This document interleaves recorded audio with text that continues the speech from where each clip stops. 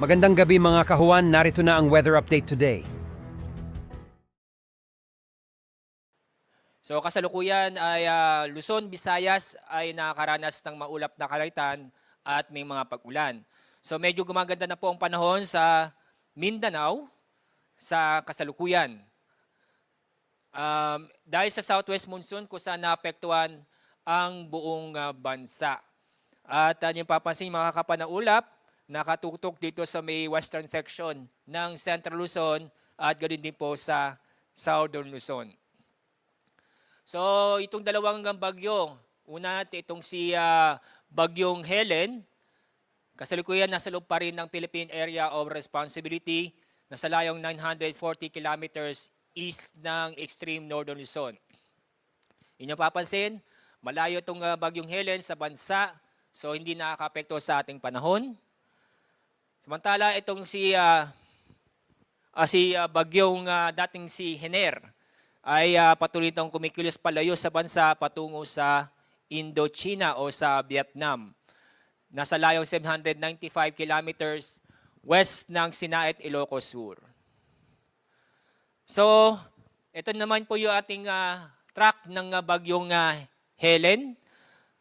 Yung papansin, yung sentro ng bagyo ay malapit na po sa boundary ng ating area of responsibility.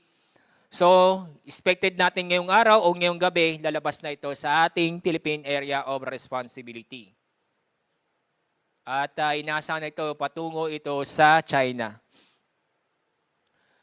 Gayunpaman, may inaasahan tayong mga malalakas na pag-ulan dahil sa southwest monsoon.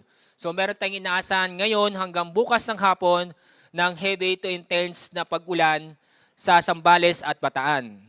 Samantala, moderate to heavy rains naman sa Metro Manila, Bulacan, Pampanga, Calabarzon at Mimaropa.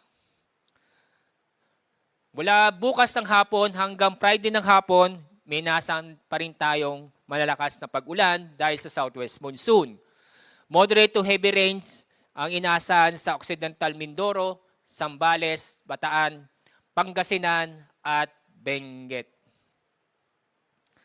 So muli ay patuloy pa rin tayo mag-ingat at maging alerto dahil sa nandiyan pa rin po ang banta ng landslide at pagbaha dahil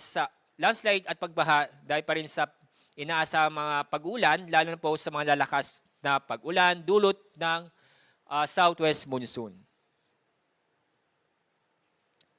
Meron pa rin tayong inaasahang pabukso ng malalakas na hangin dahil sa southwest monsoon. Ngayon, makakaranas ng ganitong kalakas na hangin sa Zambales, Bataan, Pampanga, Bulacan, Metro Manila, Calabarzon, Mimaropa, Bicol Region, Visayas, Zamboanga Peninsula, Northern Mindanao, Caraga, at ang Davao Region. So halos bumansa ay inaasahan pa rin may makakaranas ng pabuksong malakas na hangin. Bukas, Huwebes, minaasahan pa rin tayong pabuksong malakas na hangin sa Ilocos Region, Isabela, Aurora, Zambales, Bataan, Metro Manila, Calabarzon, Mimaropa, Bicol Region, Western Visayas, Negros Islands Region at Zamboanga Peninsula. At dahil dito, nag-issue pa rin tayo ng gale warning as of 5 o'clock ng hapon.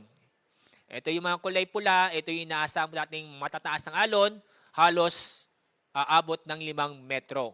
So ang mga lugar po na makakaranas ito ay sa Bataan, Zambales, Occidental Mindoro at Palawan.